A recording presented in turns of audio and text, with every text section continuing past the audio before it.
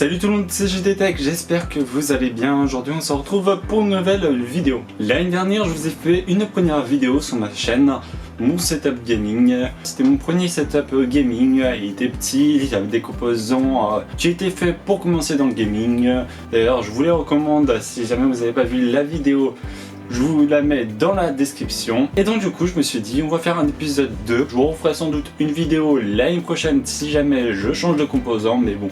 Pour l'instant, je pense que je vais rester comme ça pendant un petit moment. Commençons par un composant qui est arrivé il y a pas longtemps. Pour ceux qui me suivent depuis longtemps, pour ceux qui me suivent toujours, pour ceux qui regardent toutes mes vidéos, comme vous pouvez le voir, derrière moi il y a des nanoliths. Donc du coup c'est un pack nanolith où vous avez 4 panneaux LED. Vous avez aussi un starter pack avec 9 panneaux LED et un autre avec 12 ou 15 panneaux LED, je sais plus exactement. Donc les prix sont différents, c'est assez cher. Pour le pack de démarrage avec 4 panneaux LED, c'est un prix de 100 €. Il faut savoir également qu'il faut acheter les packs de démarrage si jamais vous n'avez pas de nanolith, parce que si vous achetez des packs d'extension, et ben vous pourrez tout simplement pas vous en servir parce que vous n'aurez pas l'alimentation et vous n'aurez pas le pont de connexion Wi-Fi entre votre téléphone et les panneaux LED. Changer les couleurs avec l'application Nanolith. Vous pouvez choisir également la chaleur de la lumière, si vous voulez une lumière plutôt froide ou plutôt chaude, ça dépend de vous, ou alors les utiliser de toutes les couleurs. Je sais pas si vous allez très bien le voir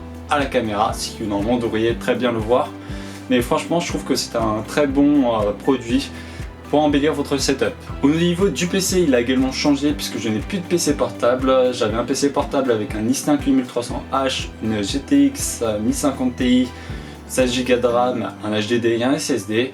Mais je suis passé à un ordinateur tour. On fait une vidéo sur cet ordinateur. Certes, il y a un seul composant qui a changé, c'est la carte graphique. Je vais vous en parler tout de suite après. Mais si vous voulez voir la vidéo, je vous la mettrai également dans la description. On a donc dans ce PC, nous avons quoi? Nous avons un Ryzen 7 2700 que j'avais déjà overclocké une fois pour tester. J'avais overclocké à 3,8 GHz sans problème. Bon, après, je l'ai fait avec un ventirad qui n'est pas celui de base, parce que sinon je pense pas que ça aurait été possible. Nous avons 16 Go de RAM de chez Ballistix en RGB cadencé à 3000 MHz. En carte mère, nous avons une B450 Aorus Elite.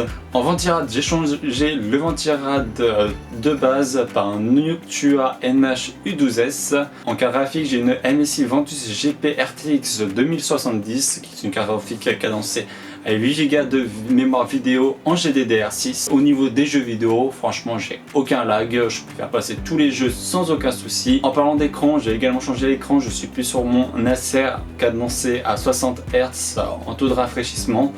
Je suis maintenant sur un Samsung, je ne me rappelle plus de la référence, donc c'est un écran Samsung de 27 pouces incurvé avec la technologie Nvidia G-Sync. Donc c'est une technologie qui est exploitable seulement via un câble DisplayPort. Donc le taux de rafraîchissement a également changé puisque je suis maintenant sur du 240 Hz. Franchement, vous aurez vu ma réaction lorsque je suis passé de 60 à 240 Hz. Je n'avais jamais joué avec des écrans 144 Hz, 165 Hz. Je suis vraiment passé de 60 à 240 Hz d'un coup. Et franchement j'étais bluffé. Au niveau du micro, je l'ai également changé il y a pas longtemps. Je vous ai fait une vidéo également en voix off pour changer un petit peu. Vous me direz aussi si ça vous plaît. Donc le micro c'est le Blue Yeti Nano. Et franchement la qualité ainsi que le design est vraiment énorme. Au niveau du clavier, j'ai également changé. Je suis maintenant sur un Roccat Vulcan sans EMO. Donc c'est un clavier mécanique, je suis plus sur un clavier à membrane comme le K55 de chez Corsair. Donc il est RGB, je ne me rappelle plus du nom des switches, mais pour ceux qui le connaissent, c'est le Vulcan sans EMO. Donc c'est un très bon clavier avec un très beau design. Franchement moi je l'aime bien ce design. C'est un clavier en aluminium brossé, moi j'aime bien, après vous je ne sais pas.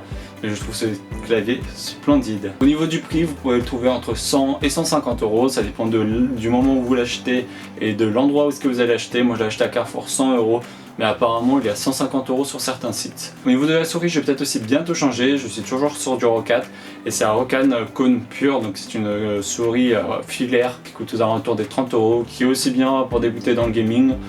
Mais bon, moi j'aimerais passer à un modèle un peu plus gros. Franchement, j'ai une mauvaise tenue de main avec ma main. Après vous, ça dépend si vous avez une plus grosse main, une plus petite main. Ça dépend si vous préférez les petites souris ou les grosses souris. Pour ceux qui le connaissent, j'ai toujours le Logitech G29. Donc c'est un très bon volant que vous pourrez trouver aux alentours des 200-300 € neuf un petit peu sur tous les sites comme Cdiscount, Amazon. Donc c'est un volant compatible PS3, PS4, PC. Au niveau du tapis de souris, il va bientôt changer. Je pense que je vais passer sur un tapis RGB de chez Flowep.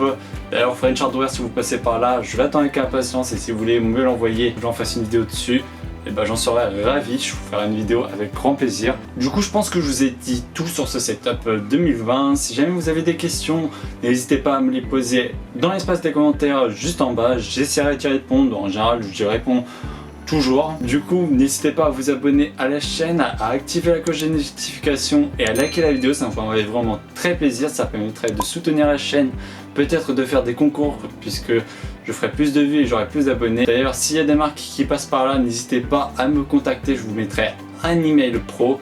Du coup les abonnés, cette vidéo est terminée, j'espère qu'elle vous aura plu. N'hésitez pas à vous abonner à la chaîne, à activer la cloche de notification et à liker la vidéo, ça me ferait vraiment très plaisir. Et on se retrouve très bientôt pour une nouvelle vidéo. Ciao!